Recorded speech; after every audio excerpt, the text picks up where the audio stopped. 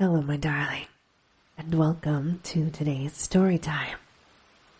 Today we are reading Shadow over Innsmouth by HP Lovecraft. And now, on with our story time. Chapter 1. During the winter of 1927 to 1928, officials of the federal government made a strange and secret investigation of certain conditions in the ancient Massachusetts seaport of Innsmouth.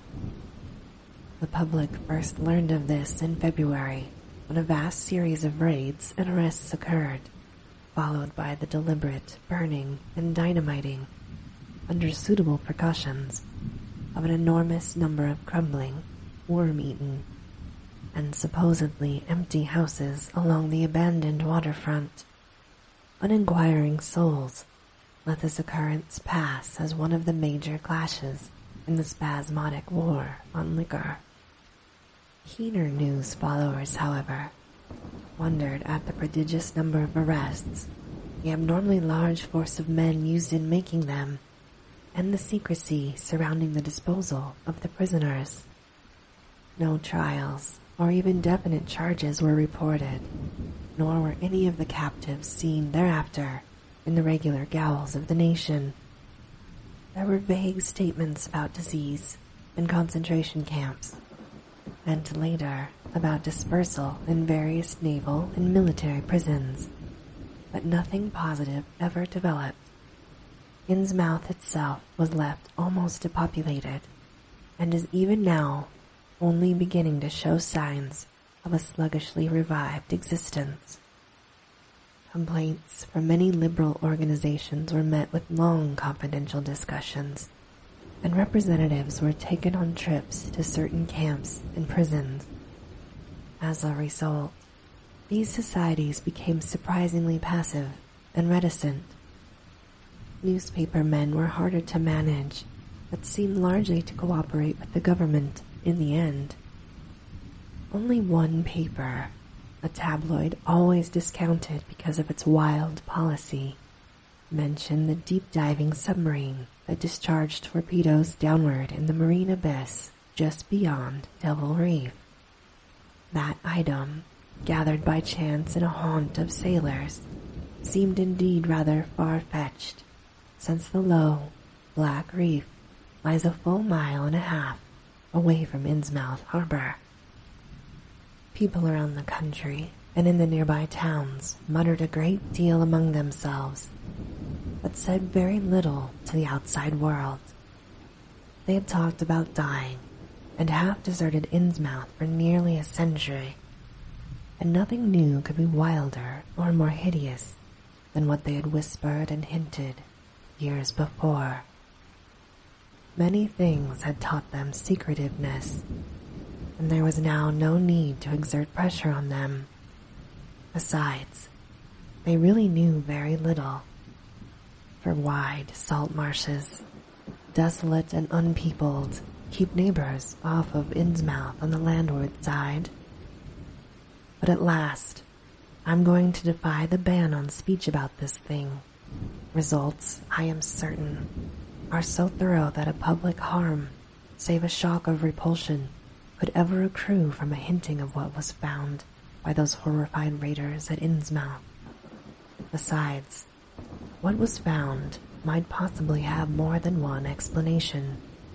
I do not know just how much of a whole tale has even been told to me, and I have many reasons for not wishing to probe deeper.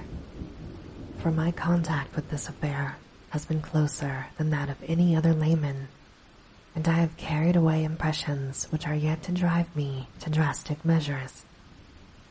It was I who fled frantically out of Innsmouth in the early morning hours of July 16, 1927, and whose frightened appeals for government inquiry and action brought on the whole reported episode. I was willing enough to stay mute while the affair was fresh and uncertain, but now that it is an old story, with public interest and curiosity gone, I have an odd craving to whisper about those frightful hours in that ill-rumored and evilly shadowed seaport of death and blasphemous abnormality. The mere telling helps me to restore confidence in my own faculties, to reassure myself that I was not simply the first to succumb to a contagious nightmare hallucination. It helps me, too, in making up my mind regarding a certain terrible step which lies ahead of me. I never heard of Innsmouth until the day before I saw it for the first and, so far, last time. I was celebrating my coming of age by a tour of New England, sightseeing, antiquarian, and genealogical, and had planned to go directly from ancient Newburyport to Arkham, whence my mother's family was derived. I had no car, but was traveling by train, trolley, and motor coach, always seeking the cheapest possible route. In Newburyport, they told me that the steam train was the thing to take to Arkham, and it was only at the station ticket office, when I demurred at the high fare, that I learned about Innsmouth. The stout, shrewd-faced agent, whose speech showed him to be no local man, seemed sympathetic towards my efforts at economy, and he made a suggestion that none of my other informants had offered.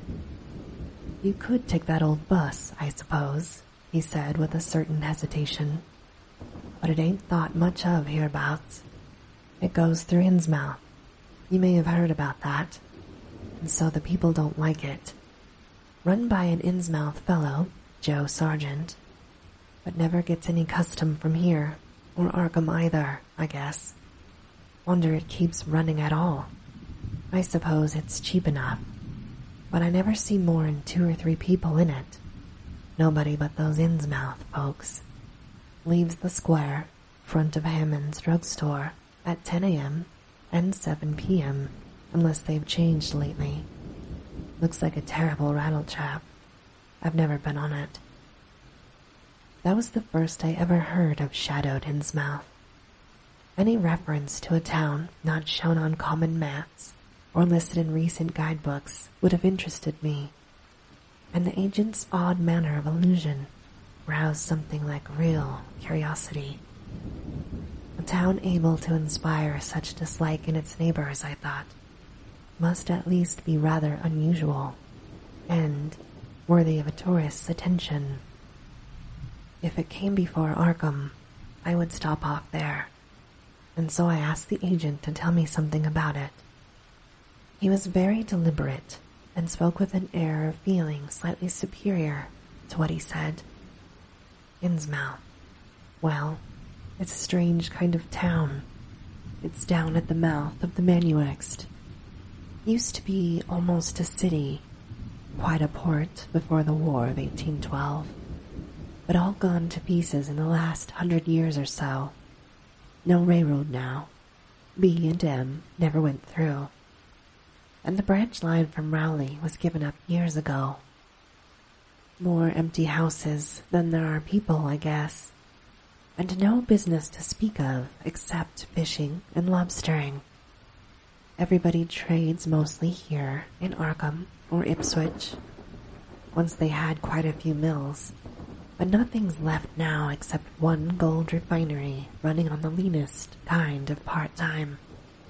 That refinery, though, used to be a big thing, and old man Marsh, who owns it, must be richer in Croesus. Strange old duck, though, and sticks mighty close in his home. He's supposed to have developed some skin disease or deformity late in life that makes him keep out of sight. Grandson of Captain Obed Marsh, who founded the business. His mother seems to have been some kind of foreigner. They say a South Sea Islander. So everybody raised Cain when he married an Ipswich girl 50 years ago. They always do that about Innsmouth people, and folks here and hereabouts always try to cover up any Innsmouth blood they have in 'em. But Marsh's children and grandchildren look just like everyone else's so far as I can see. I've had 'em pointed out to me here, though, come to think of it. The elder children don't seem to be around lately. Never saw the old man. And why is everybody so down on Innsmouth? Well, young fellow, you mustn't take too much stock in what people around here say. They're hard to get started, but once they do get started, they never let up. They've been telling me things about Innsmouth, whispering 'em mostly, for the last 100 years, I guess, and I gather they're more scared than anything else. Some of the stories would make you laugh. About old Captain Marsh driving bargains with the devil and bringing imps out of hell to live in Innsmouth. Or about some kind of devil worship and awful sacrifices in some places near the wharves that people stumbled on around 1845. But I come from Panton, Vermont, and that kind of story don't go down with me. You ought to hear, though, what some of the old-timers tell about the Black Reef off the coast. Devil Reef, they call it. It's well above water a good part of the time, and never much below it. But at that you can hardly call it an island.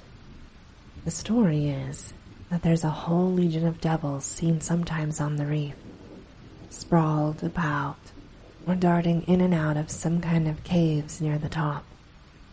It's a rugged, uneven thing, a good bit over a mile out, and toward the end of shipping days, sailors used to make big detours just to avoid it. That is, sailors that don't hail from Innsmouth. One of the things they had against old Captain Marsh was that he was supposed to land on it sometimes at night when the tide was right. Maybe he did, for I dare say the rock formation was interesting, and it's just barely possible he was looking for pirate loot and maybe finding it. But there was talk of his dealing with demons there. The fact is, I guess on the whole, it was really the captain that gave the bad reputation to the reef. That was before the big epidemic of 1846, when over half the folks in Innsmouth were carried off.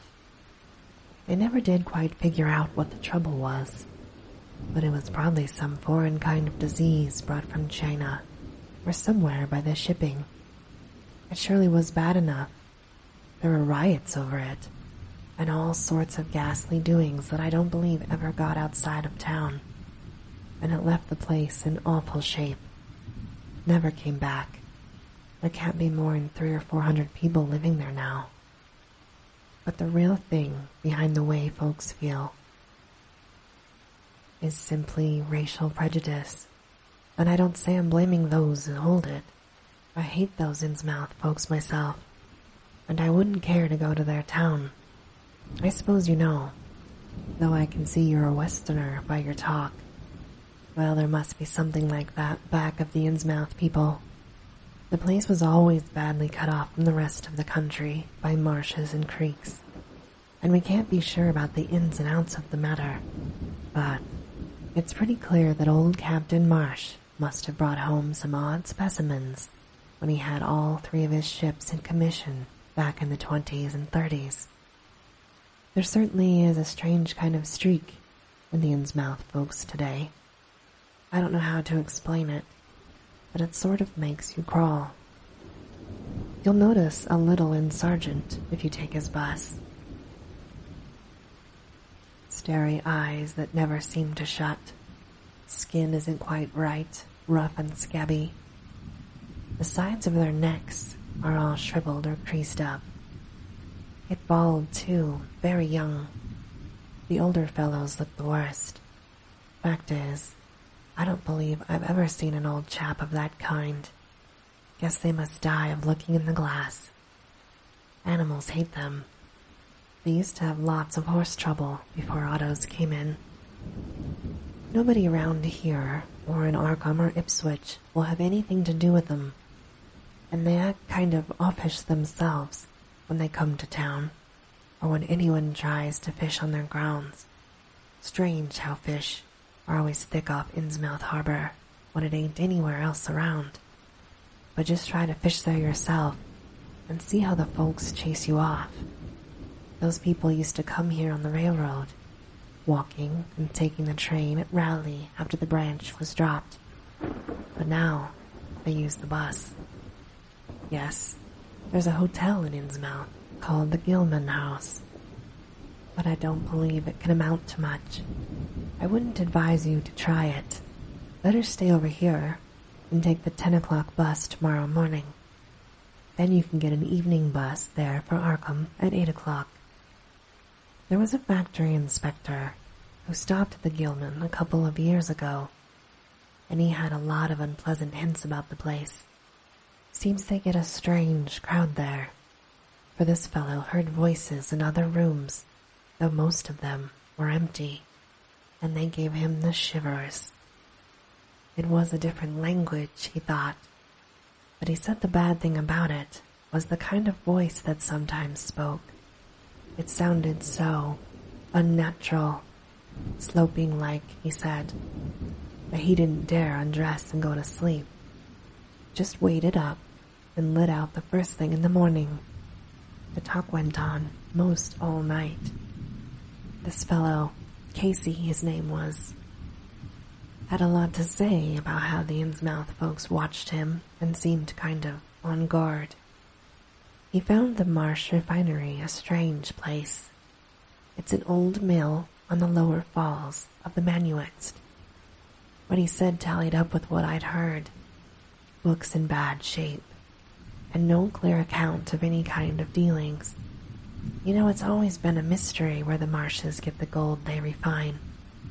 They've never seemed to do much buying into that line, but years ago, they shipped out an enormous lot of ingots.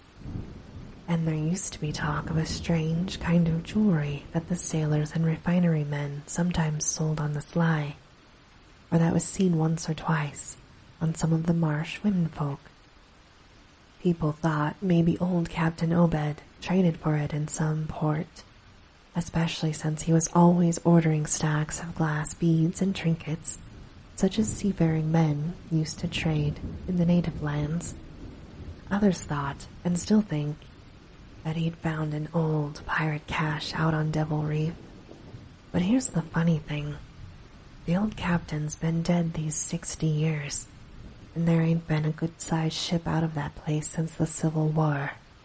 But just the same, the Marshes still keep on buying a few of those native trades, mostly glass and rubber, they tell me. But that plague of 46 must have taken off the best blood in the place. Anyway, they're a doubtful lot now, and the Marshes and the rich folk are as bad as any. As I told you, there probably ain't more than 400 people in the whole town, in spite of all the streets they say there are. Although they're lawless and sly, and full of secret doings, they get a lot of fish and lobsters and do exporting by truck. Strange how the fish swarm right there, and nowhere else. No one can keep track of these people, and state school officials and census men have a devil of a time. You can bet that prying strangers aren't welcome around Innsmouth. I've heard personally of more than one business or government man that's disappeared there, and there's loose talk of one who went crazy and is out at Danvers now. They must have fixed up some awful scare for that fellow. That's why I wouldn't go at night if I was you. I've never been there, and have no wish to go, but I guess a daytime trip couldn't hurt you, even though the people hereabouts will advise you not to make it. If you're just sightseeing and looking for old-time stuff, Innsmouth ought to be quite a place for you. And so, I spent part of that evening at the Newburyport Library, looking up data about Innsmouth. When I tried to question the people in the shops, the lunchroom, the garages, and the fire station, I had found them even harder to get started than the ticket agent had predicted, and I realized that I could not spare the time to overcome their first instinctive reticentness. They had a kind of obscure suspiciousness, as if there were something amiss with anyone too much interested in Innsmouth. At the YMCA, where I was stopping, the clerk merely discouraged my going to such dismal, decadent place, and the people in the library showed much the same attitude. Clearly, in the eyes of the educated, Innsmouth was merely an exaggerated case of civic degeneration. The Essex County histories on the library shelves had very little to say, except that the town was founded in 1643, noted for shipbuilding before the Revolution, a seat of great marine prosperity in the early 19th century, and later a minor factory center using the Manuext as power. The epidemic and riots of 1846 were very sparsely treated, as if they formed a discredit to the county. References to decline were few, though the significance of the later record was unmistakable.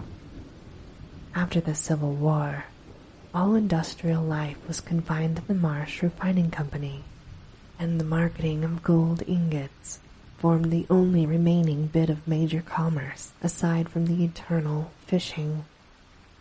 That fishing paid less and less as the price of the commodity fell, and large-scale corporations offered competition, but there was never a dearth of fish around Innsmouth harbor.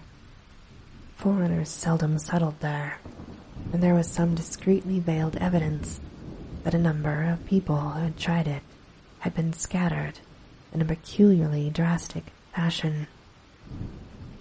Most interesting of all was a glancing reference to the strange jewelry vaguely associated with Innsmouth. It had evidently impressed the whole countryside more than a little, for mention was made of specimens in the Museum of Miskatonic University at Arkham, and in the display room of the Newburyport Historical Society. The fragmentary descriptions of these things were bald and prosaic, but they hinted to me an undercurrent of persistent strangeness. Something about them seemed so odd and provocative that I could not put them out of my mind, and, despite the relative lateness of the hour, I resolved to see the local sample, said to be a large, strange proportioned thing, evidently meant for a tiara, if it could possibly be arranged. The librarian gave me a note of introduction to the curator of the society, a Miss Anna Tilton, who lived nearby, and after a brief explanation, that ancient gentlewoman was kind enough to pilot me into the closed building, since the hour was not outrageously late. The collection was a notable one indeed, but in my present mood, I had eyes for nothing but the bizarre object which glistened in a corner cupboard under the electric lights. It took no excessive sensitiveness to beauty to make me literally gasp at the strange, unearthly splendor of the alien, opulent fantasy. It rested there on a purple velvet cushion. Even now, I can hardly describe what I saw, though it was clearly enough a sort of tiara, as the description had said. It was tall in front, and with a very large and curiously irregular periphery, as if designed for a head of almost freakishly elliptical outlines. The material seemed to be predominantly gold, though a weird, lighter lustrousness hinted at some strange alloy with an equally beautiful and scarcely identifiable metal. Its condition was almost perfect, and one could have spent hours in studying the striking and puzzlingly untraditional designs, some simply geometrical, and some plainly marine, chased or molded in high relief on its surface, yet a craftsmanship of incredible skill and grace. The longer I looked, the more the thing fascinated me, and in this fascination there was a curiously disturbing element hardly to be classified or accounted for. At first, I decided that it was the strange, otherworldly quality of the art which made me uneasy. All other art objects I had ever seen either belonged to some known racial or national stream, or else were consciously modernistic defiances of every recognized stream.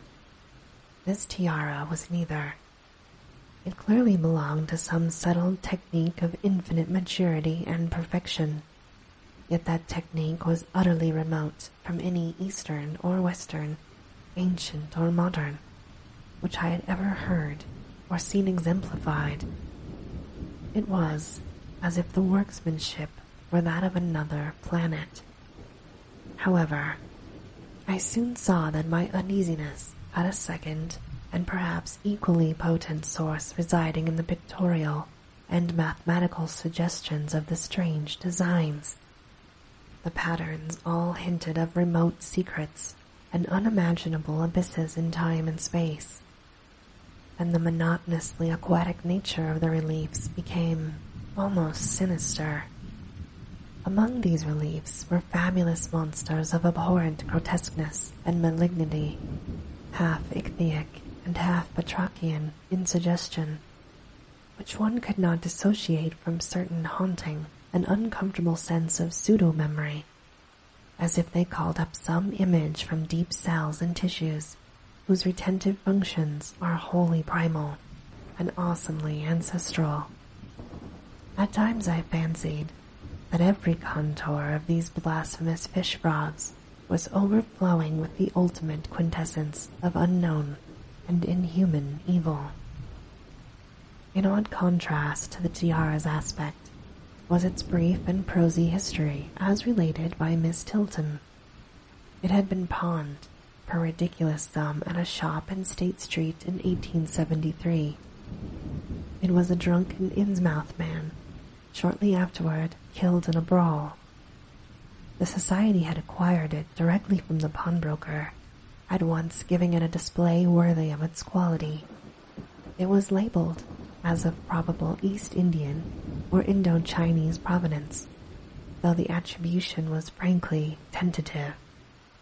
Miss Tilton, comparing all possible hypotheses regarding its origin and its presence in New England, was inclined to believe that it formed part of some exotic pirate horde discovered by old Captain Obed Marsh.